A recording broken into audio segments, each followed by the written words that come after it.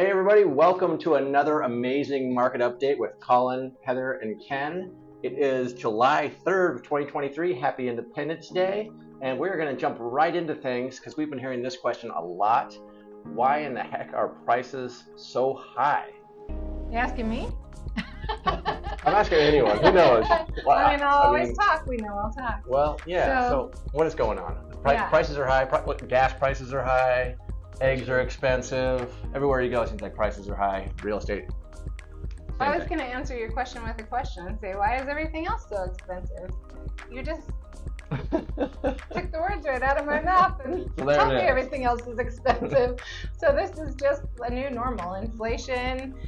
Ken was just updating us that it's in the 4s now, which is a lot better than it was, but that still means you have $950 in the bank next year if you put $1,000 in right now. So everything is more expensive. This is our new normal, is my opinion on that. We have inflation, we have low inventory, and housing always goes up over time. So it may really be just as simple as that. You know, that's just the way things are sometimes. Keep it simple, stupid. Everything's expensive. Houses are expensive, but don't wait to buy. It's not going to get any easier. Ken, let's go over and talk about rates and what else is going on in the lending world. I'll certainly quote rates, but there's not a lot of excitement there. We're seeing a lot more of the same wrong movement or flat movement. But regarding processing, I do have a lot of success with quick closes and just strong terms for my clients to help win in competitive situations or help negotiate if it's not a competitive situation. So doing a fast close of 15 or 18 days is not a challenge at all anymore. I'm only at the mercy of the appraiser, and they tend to be picking up orders really fast. And then all aspects of processing, from underwriting and condition review and getting cleared for the loan documents to be drawn, are all a day or two in each of those departments. So things are moving pretty quick. The best news for buyers right now is probably that there's availability in the professionals in the real estate world. Like, I'm not slammed busy with buyers knocking my door down, and neither are you. Right. So we're ready to move. There's not as much competition as there was in the past. So you can get your foot in the door. It's not cheaper than it was, but it's a more reasonable process, and you have some more kind of engaging terms to work with the seller on than you would have had in the past. Right, you can make it really attractive for the seller, and if you're not in competition, given the strength of prices that we're talking about, I'm not having any appraisal challenges. So the ability to negotiate a credit to permanently buy down your rate or do the temporary buy down that we've been talking about has been a great strategy for clients to take advantage of. I like it.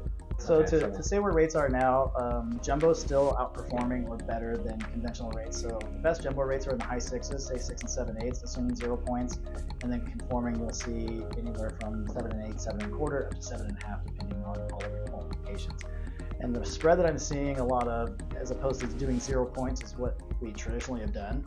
You're getting a lot more bang for your buck in paying points now. The reason being, if lenders believe that rates will get better and those loans are going to pay off early, they lose money when loans pay off early. So they either going to get you in a higher rate or they want to get you points up front. So traditionally you pay a point, which is 1% of the loan amount, would reduce your rate by about 1/4%. I'm seeing that about double now. And in some weird situations, I've seen pay a point to get almost a full point better in rate. So no major changes in the lending world, although it is pretty amazing that we could get people closed so fast. That's pretty awesome. But we're moving on over to Heather now. Let's get some stats, some facts. What do you got for us? Yeah, so our stats are from the California Regional Multiple Listing Service for San Luis Obispo County residential. We always want to state what our stats are all about. We have median days to sell of 9. We have about 5 months of inventory, so just a little bit more inventory than what we're used to having. And we had 225 closings in June. That is lower than the typical June. We did, however, though, still see prices come up. So back to that question that you had, why are prices so high? People are asking because in the midst of all of this, prices are still continuing to rise. We went from $830,000 as our median home price to $840,000.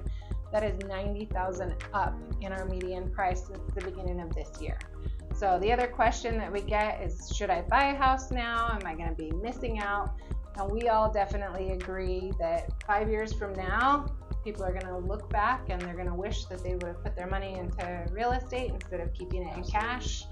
Just like we look back now at the prices in 2018, they look pretty fantastic. Those also felt pretty high at that time. Okay, very good. Thanks, Heather.